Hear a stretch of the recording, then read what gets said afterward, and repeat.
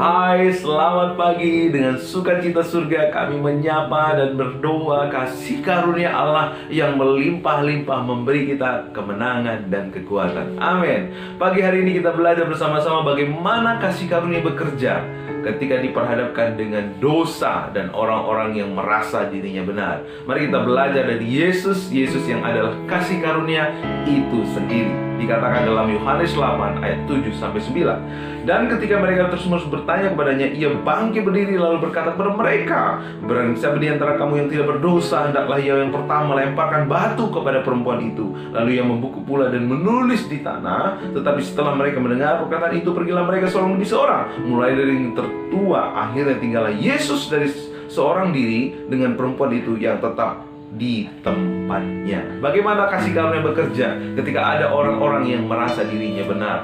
Maka pada waktu itu Yesus yang adalah pribadi kasih karunia itu sendiri menyatakan kebenaran. Yesus berkata, barang siapa di antara kamu yang tidak berdosa, hendaklah yang pertama melemparkan batu kepada perempuan ini. Apa yang terjadi? Tidak seorang pun yang berani melemparkan batu, karena pada waktu itu dinyatakanlah kebenaran. Kebenarannya apa? Bahwa mereka yang menyatakan dirinya, yang merasa dirinya benar, mereka sesungguhnya hidup dalam kemunafikan. Makanya Yesus menulis dengan jarinya di tanah. Apa yang Tuhan Yesus tulis di tanah? Saya percaya yang ditulis oleh Yesus di tanah adalah hukum Taurat, ya, 10 hukum Taurat. Karena satu-satunya peristiwa di perjanjian lama jari menulis di batu adalah peristiwa diberikannya hukum Taurat kepada umat Israel.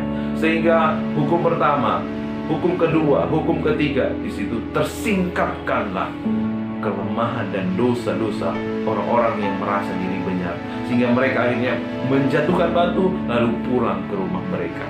Nah, kebenaran inilah yang akhirnya memerdekakan perempuan yang berdosa ini. Tidak seorang pun yang melempar batu. Akhirnya tinggallah Yesus dan perempuan ini.